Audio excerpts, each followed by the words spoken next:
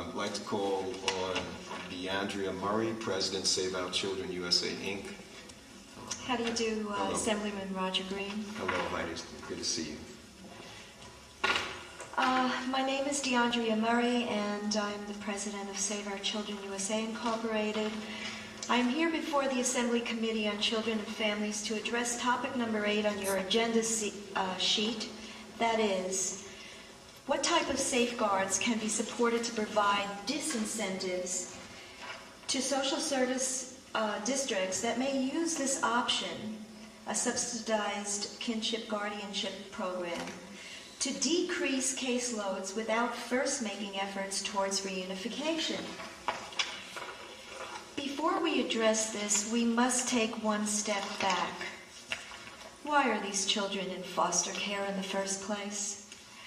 I spoke before this committee in March of 1998, at which time the subject question posed was, should the state of New York be in compliance with the Federal Adoption and Safe Family Act? The fact is, most of the children in foster care belong at home with their loving parents. These are parents who never harmed their children, children who were happy home and suffering severe depression and anxiety, being separated from their loved ones. This is the issue that must be addressed first. The Adoption Safe Family Act and the payoffs attached to it has caused a big business selling children, leaving no incentives towards reunification. Orphan trains are not a phenomena of the past, but of the 21st century.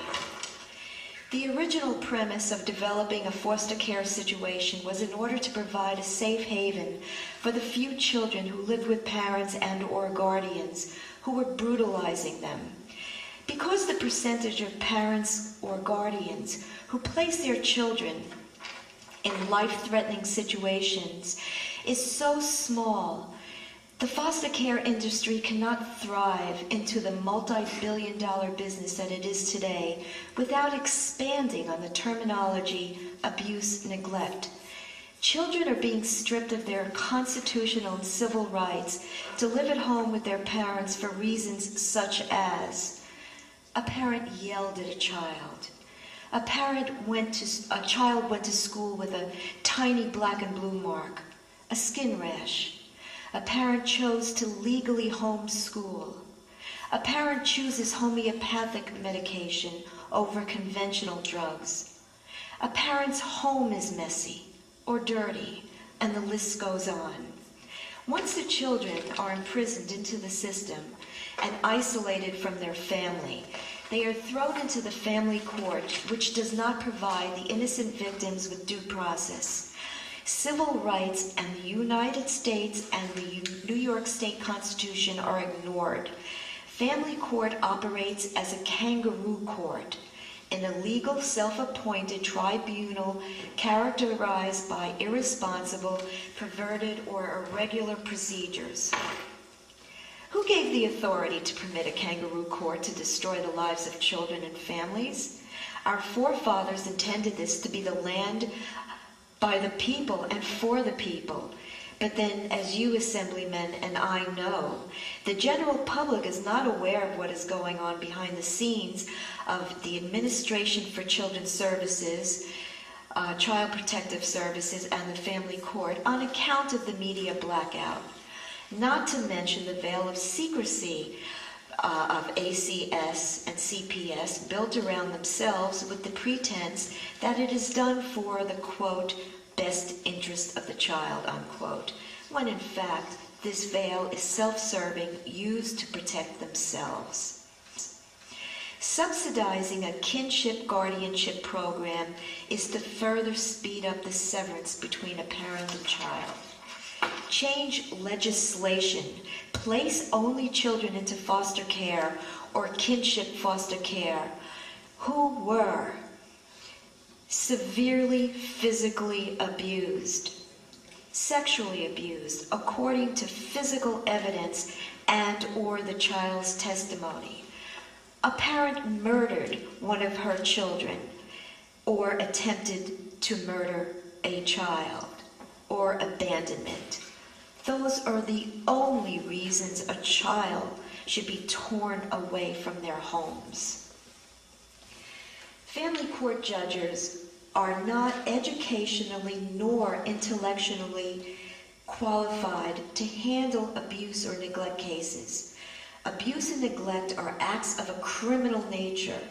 Leave the family court open to handle juvenile delinquency cases and or custody visitation.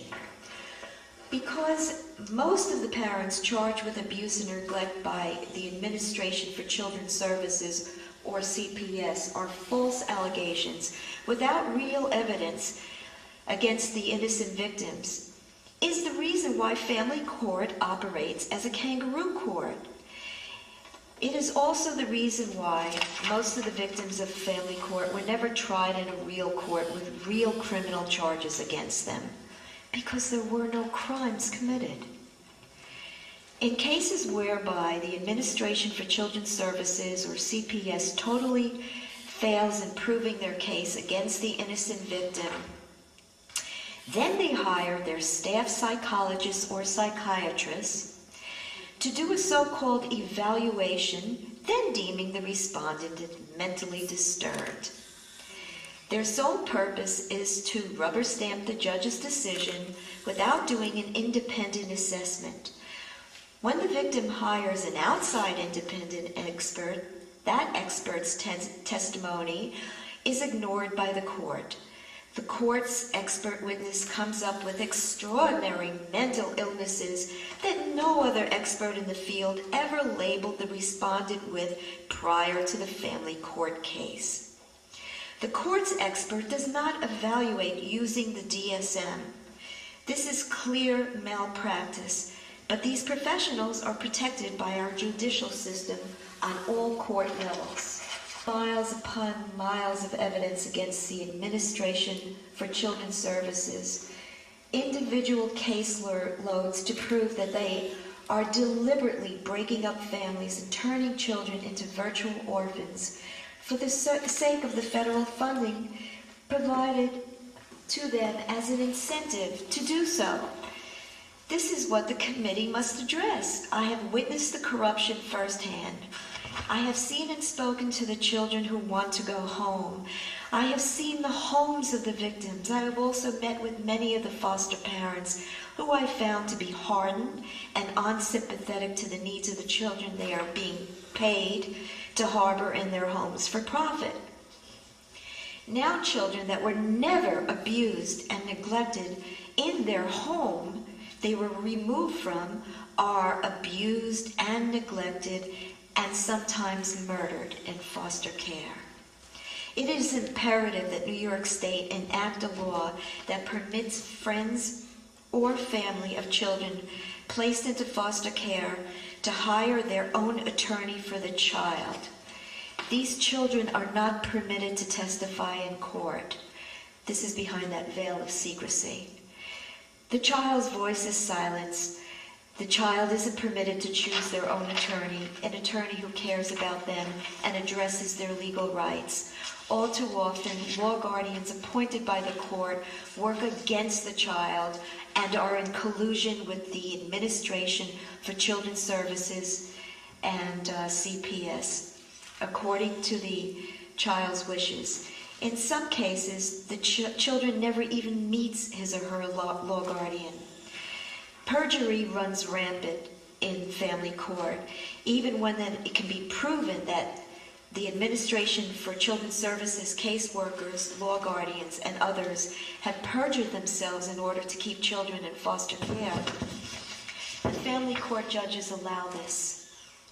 Furthermore, the district attorney's office refuses to prosecute for perjury unless it is ordered by the judge. In some cases, that illustrates the shortcomings of family court. Some of these cases that I'm speaking of, and there are thousands, are, for example,